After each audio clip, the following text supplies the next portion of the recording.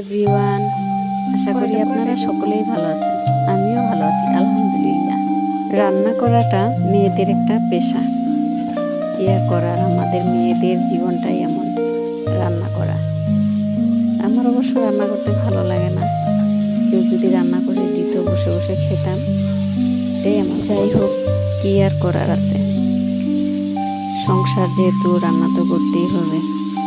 কারণ এখন মেয়ে থেকে বউ হয়েছি, মা হয়েছি, ছেলের আবদার, মেয়ের আবদার, স্বামীর আবদার, সবার আবদারই পূরণ করতে হয়।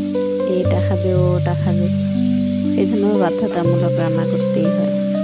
এই জন্যে আমি বলি যে মেয়েদের প্রধান কাজ হচ্ছে রান্না করা।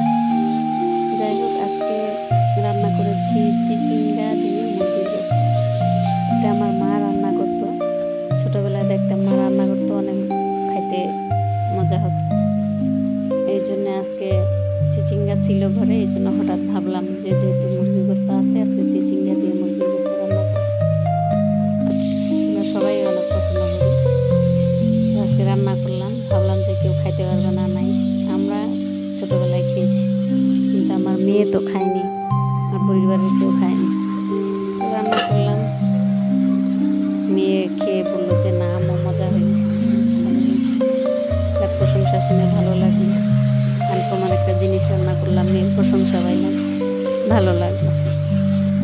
বাকিরা এখনো খায় নাই, রাতের বেলা খাবে, দেখি ওরা খেয়ে কি বলে। যেহেতু আনকমন একটা রান্না, হয়তো অনেকেই এরকম খায় না চিচিঙ্গা দিয়ে মুরগির গোশত, আমাদের দেশে আমরা খাই। তাই আজকে এই মজার রান্নাটা করলাম। রান্না করতে যদিও ভালো লাগে না, যখন কোনো আনকমন রান্না করি, কেউ প্রশংসা করে, তখন আবার রান্না করার উৎসাহটা বাড়ে। তখন মন চায় নতুন নতুন রান্না করি আর প্রশংসা পাই। প্রশংসা পাওয়াটা আসলে অনেক মজার একটা ব্যাপার। আপনারাও বাসায় এমন মজার মজার রান্না করবেন, দেখবেন সবার ভালো লাগবে। আনকমন কোনো রান্না করবেন, রেসিপি করবেন, দেখবেন সবার কাছেই ভালো লাগছে, আপনার কাছেও ভালো লাগবে। যাই হোক, আপনাদের সাথে অনেক কিছু শেয়ার করলাম।